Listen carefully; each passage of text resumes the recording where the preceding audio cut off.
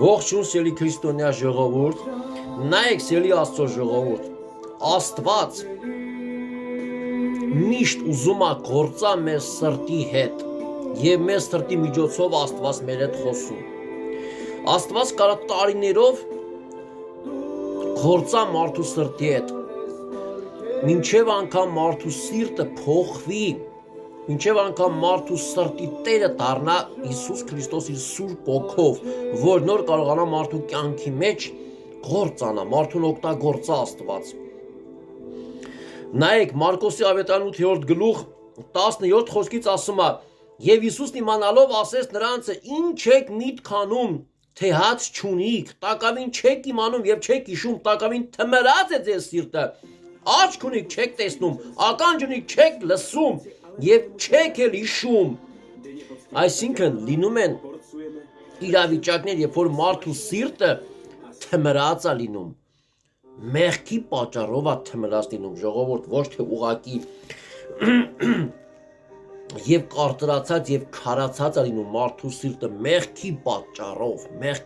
եւ մարդն է դա թույլ տալիս եւ չի կարողանում տեսնի եւ լսա Քրիստոսի խոսքը, Քրիստոսի ձայնը,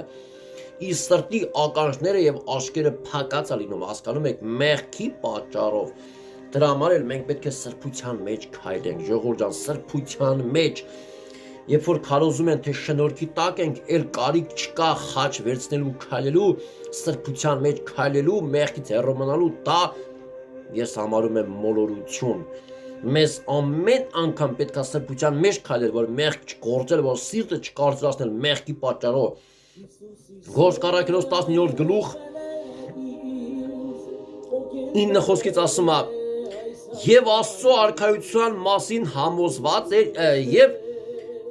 երբ որ մի քանիսը համառում էին եւ ընդդիմանում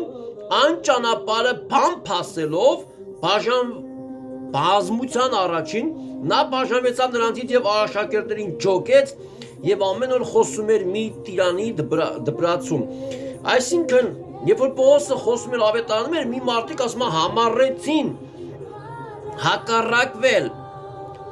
այսինքն խստացեցին իրանց սիրտը եւ չարախոսեցին ու հակառակվան Տիրոջը։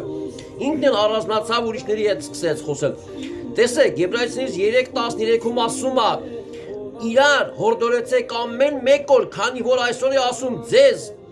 մեկը չխստացնա մեղքի խստությունով իր սիրտը, մեղքի